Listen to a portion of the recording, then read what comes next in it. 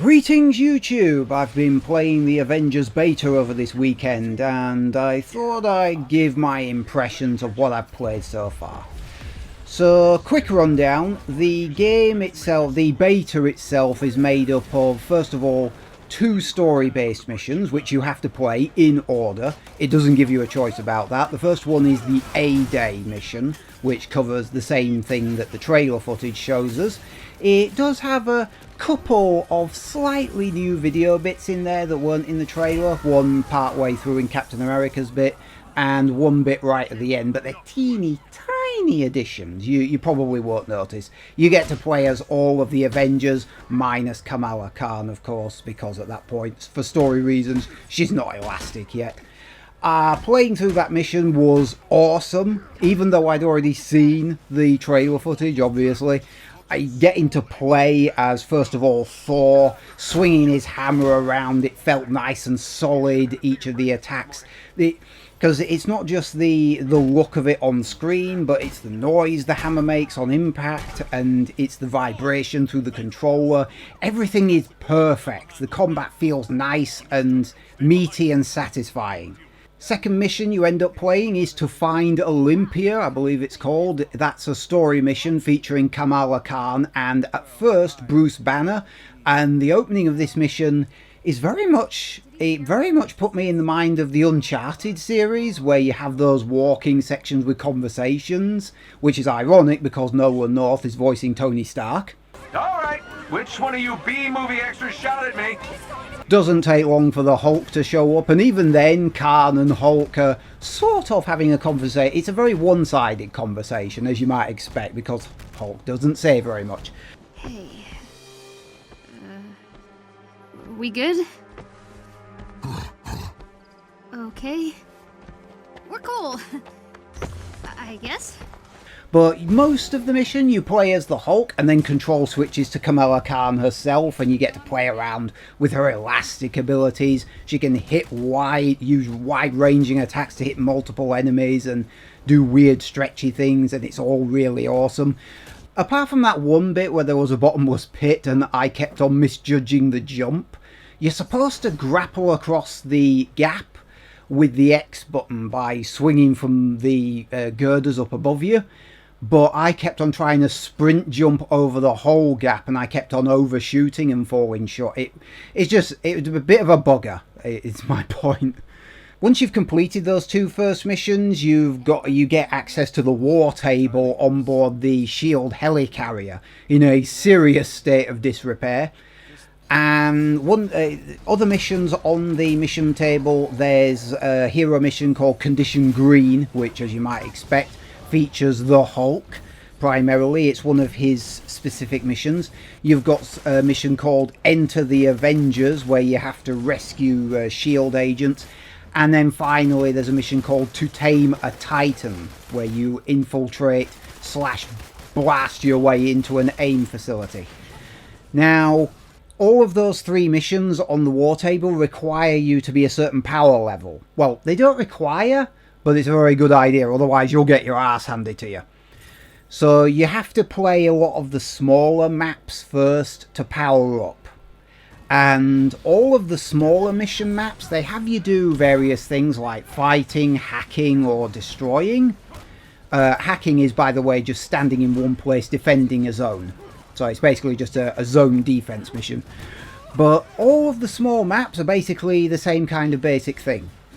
There's one corridor with bad guys and turrets, and there's one room with bad guys and turrets.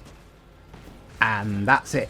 They're really short, and there's no story, no characters, unlike all the other missions where you get at least some. The first 2 missions are the best, where you get plenty of character and story going across. The characters bantering with each other in the A-Day mission, Khan and Hulk talking to each other in the second one.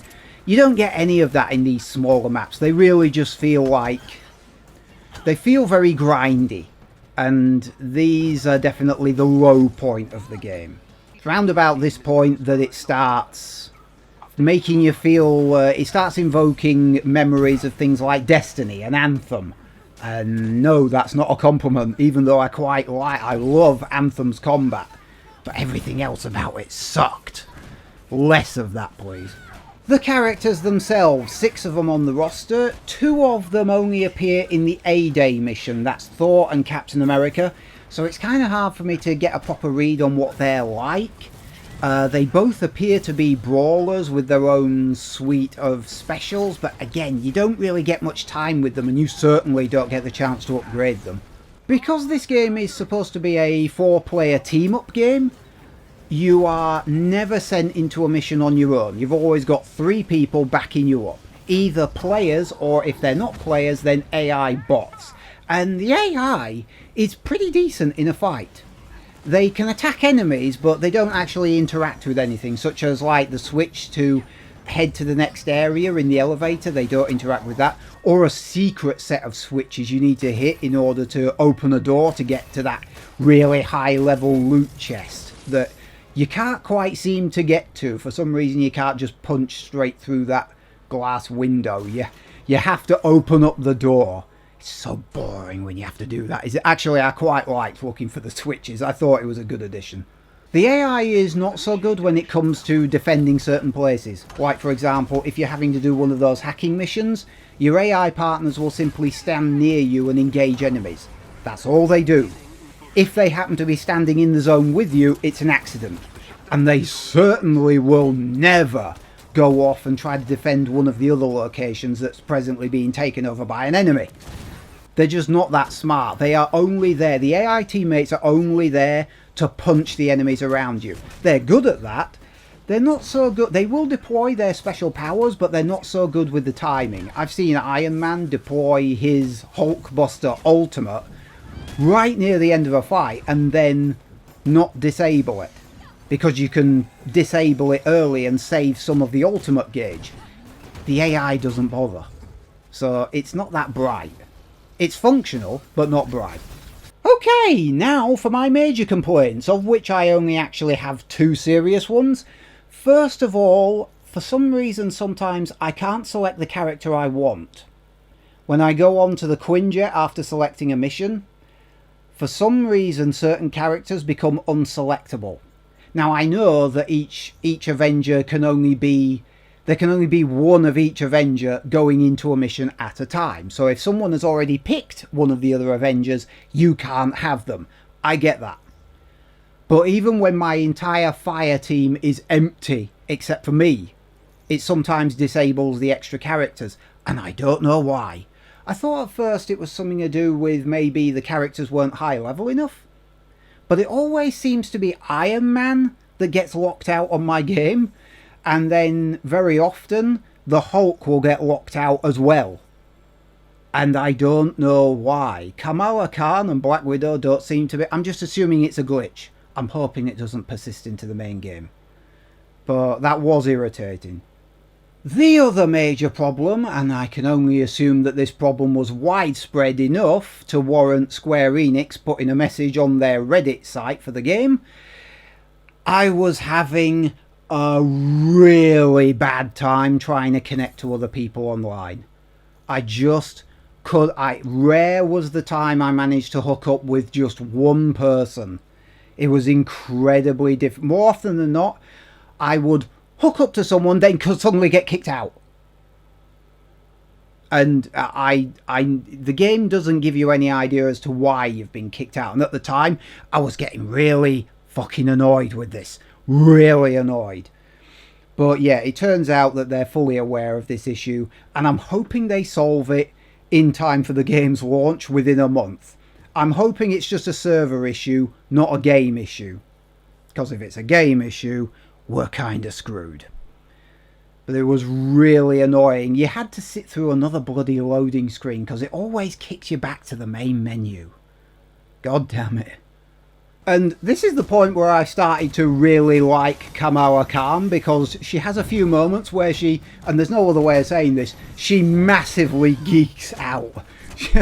She's just so excited to be with the Avengers and so excited to be doing this, and oh my god, it's adorable. I want her in a film. Tony Stark's super awesome computer pal. Oh, I'm just a rather very intelligent system. It's still hard to believe all this is real. I mean, I just flew on a Quinjet to a secret SHIELD base. We saw Nick Fury, and now I'm talking to Jarvis and not keeping my cool at all. Sorry. No need to apologize, Miss Khan. Whoa! What? Welcome to the holographic augmented reality machine. I'm Iron Man! Indeed. I patched in Mr. Stark's old combat simulator. I hope you don't mind. Are you kidding? I am Iron Man! Do your worst, virtual bad guys!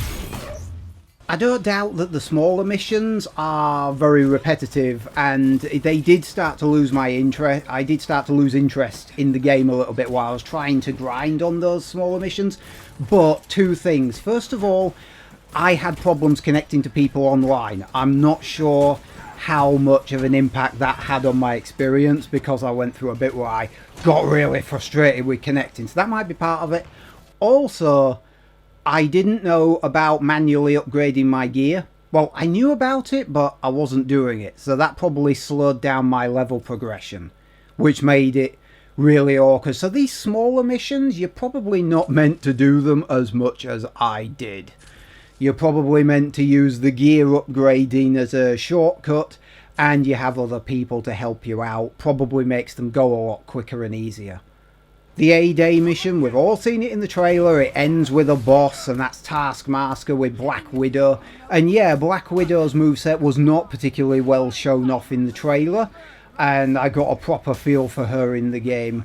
But another boss at the end of the second mission was Abomination, and you go up against him as the Hulk.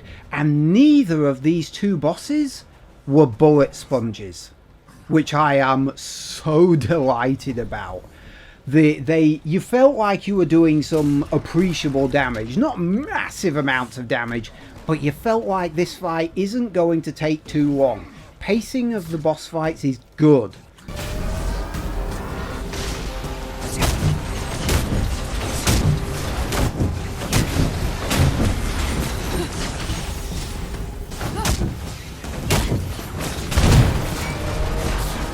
Target the eye while it's repairing.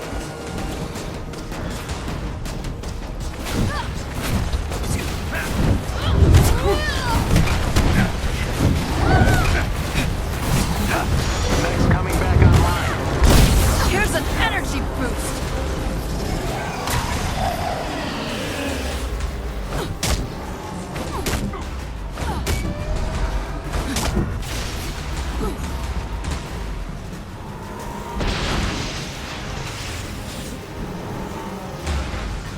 I'm going to say that I am cautiously optimistic, because where the game was good, it was really good.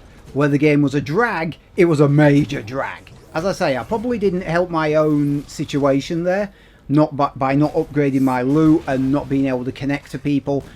But yeah, the story missions are where it's properly at. They're the most fun. And by the way, those first two missions, A-Day and the second one to find Olympia, I think it's called, both of those two story missions, once you've beaten them, you can't go back and play them again. So savour them while you can. We've already heard that Hawkeye is going to be the first post-launch character. I think I'm right in saying that he's going to be a free upgrade to the game.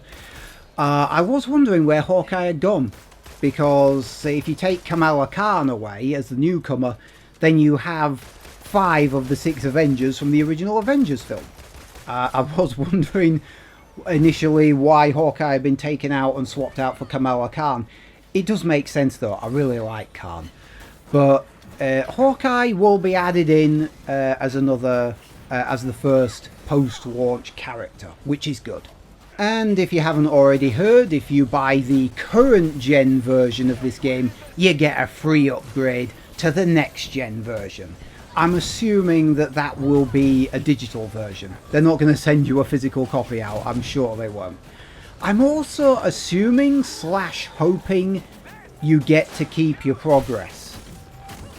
Because if you upgrade from say PS4 to PS5 and you don't get to keep your progress, that's gonna be really off-pissing.